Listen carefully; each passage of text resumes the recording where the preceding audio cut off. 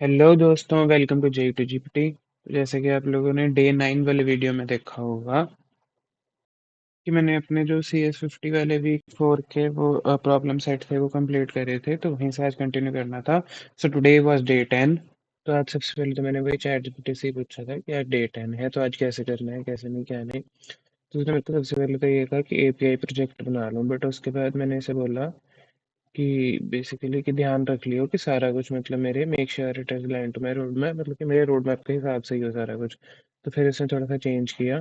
तो उसने पाइथन की फाउंडेशन वगैरह वगैरह करने के बाद इसने ही मेरे को आगे बता दिया कि कैसे करना है कैसे नहीं। मतलब इसने मेरे को बहुत सारी चीज़ें लिख के दी थी, बट मैंने इसे सीधा सीधा पूछा कि मेरे को ये बता दे मेरे को करना क्या है। तो उसने मेरे को प्रॉपर बताना शुरू कर दिया कि एक प्रोजेक्ट फ़ोल्डर बनाना है। मैंने सबसे पहले प्रोजेक्ट फ़ोल्डर बनाया। उसमें मेरे को सारा बताना, तो मैंने उसको सीधा ही लिखा कि मेरे को अब सीधा-सीधा बता दे कि करना क्या है, इतना कौन पढ़ता। तो उसने मेरे को सीधे-सीधे बोला कि एक प्रोजेक्ट फ़ोल्डर बनाना है। वो मैंने वीएस कोड में ये प्रोजेक्ट फ़ोल्डर बना लिया, पूरा डे 10 लीड।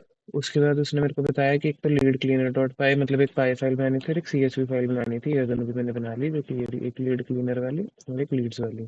फिर इसने मेरे को कहा कि लीड्स डॉट सीएसवी के अंदर मैं ये वाला इनपुट रख दूँ, तो ऐसे ही मैंने ये वाला इनपुट रख दिया लीड्स डॉट सीएसवी के अंदर।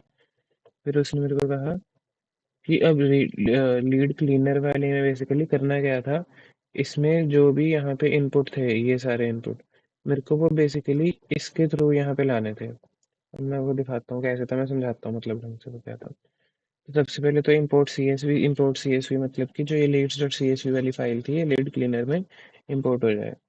फिर उसके बाद with open leads dot C S V, with open leads dot C S V का मतलब क्या है कि इस फाइल को ओपन कर। फिर आगे आर लग रखा है, आर का मतलब है कि इसको रीड कर। ठीक है, फिर उसके आगे है रीडर का मैं आपको थोड़ी देर बाद समझाता हूँ, क्योंकि वो चलेगा तभी समझ आएगा। तो अभी ऐसे था, मैं इसको रन करके दिखाता हूँ कैसे था ये वाला। इसमें बेसिकली क्या है कि सिर्फ ईमेल ही प्रिंट होएगी। अगर जैसे यहाँ पे ईमेल है ना, राघव@gmail.com, अमन123, रोहित@प्रिया ऐसे, और करण.com। इससे क्या होएगा कि सिर्फ ईमेल प्रिंट होगी, क्योंकि मैंने लिख रखा है कि मेरे को रो के साथ उसकी ईमेल ही चाहिए सिर्फ। तो अगर मैं इसको रन करके दिखाऊँ,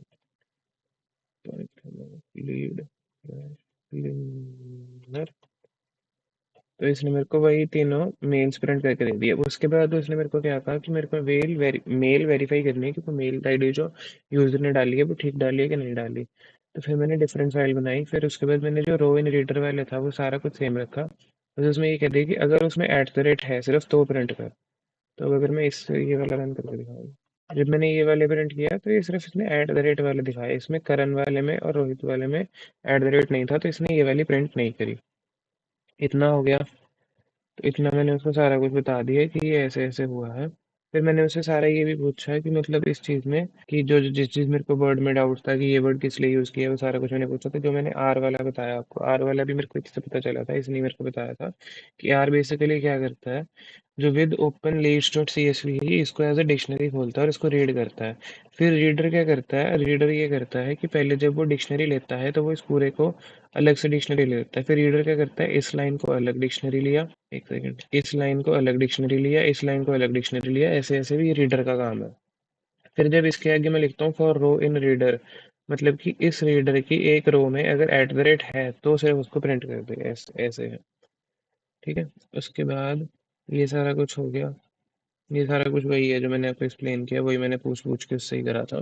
फिर अब मेरा जो ये वाला खत्म हो गया, तो इसके बाद इसने मेरे को कहा कि एक नया टास्क दिया, मतलब कि मेरे को ये क्लीन लीड CSV करके जो फाइल थी वो बनानी थी। इससे बेसिकली करना क्या था कि जो ये यहाँ पे लिखे आ रहे हैं नाम, ये सीधा एक अलग से फाइल बन जाए, जिसमें सिर्फ ये वाले नाम है, वो जो लीड्स थी जिनकी ईमेल ठीक डली हुई थी, सिर्फ वो वाली लीड्स यहाँ पे आए। बाकी सारी जो लीड्स थी, जैसे कि ये करंट वाली जिसमें @ नहीं लगा हुआ था, वो लीड ही ना आए उस फाइल में।